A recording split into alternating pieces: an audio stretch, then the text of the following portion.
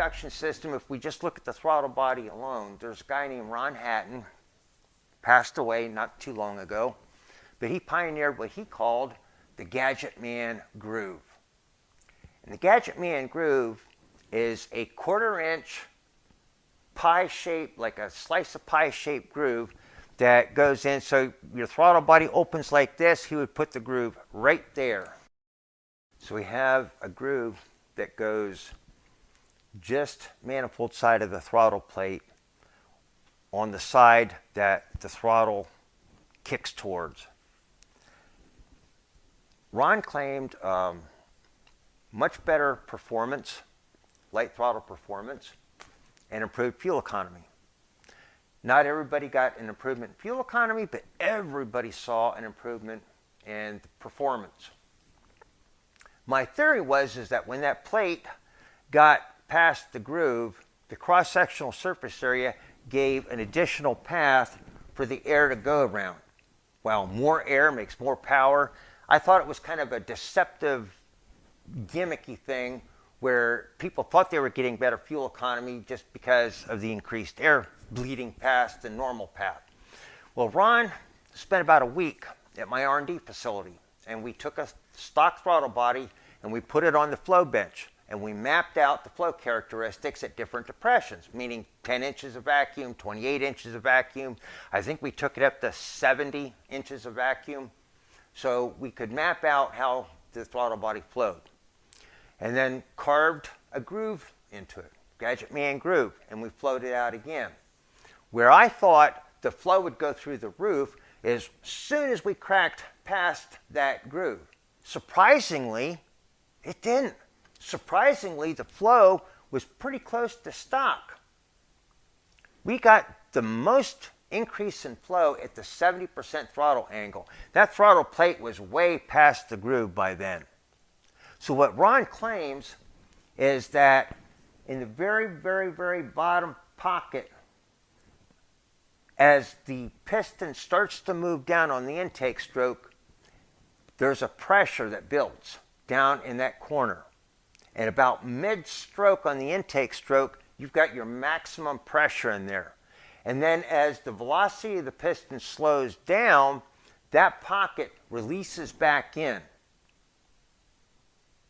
I thought, that's curious.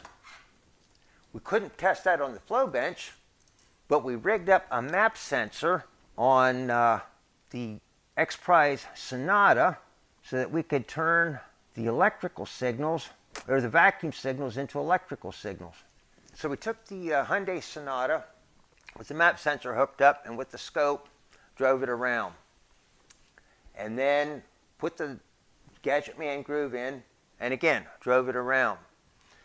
The yellow and the blue I got backwards in this diagram. But the yellow is a stock throttle body. You can see the intake pulse, and then you see the valve close, and then you see the next valve open, and then that valve closes, and you can see the peaks. The blue is the Gadgetman Grooved vacuum pulses, and if you look on the way down, there's a hiccup.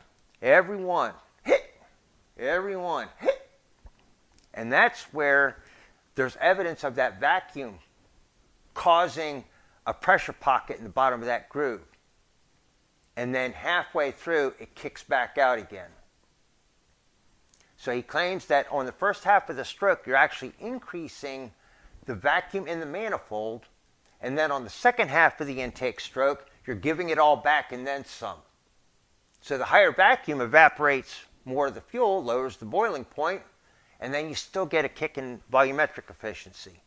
That's why I think I got them backwards, but in actuality, at the same throttle angle, there's your peak to peak stock, and there's your peak to peak modified. You actually have higher vacuum and higher pressure with the groove than you did stock. He would just grind the groove and call it good. And again, we had talked about radiusing in the combustion chamber. I said, well, what would happen if we just smoothed those sharp edges a little bit, especially on the leading edge going in. Just smooth that out a little bit. And so I took a sanding bureau and I went in there and just lightly rounded the sharp edges, and we saw a slight improvement on the flow bench. And can't say I really noticed a difference driving it, but we did see that it definitely affected, the total flow on the flow bench.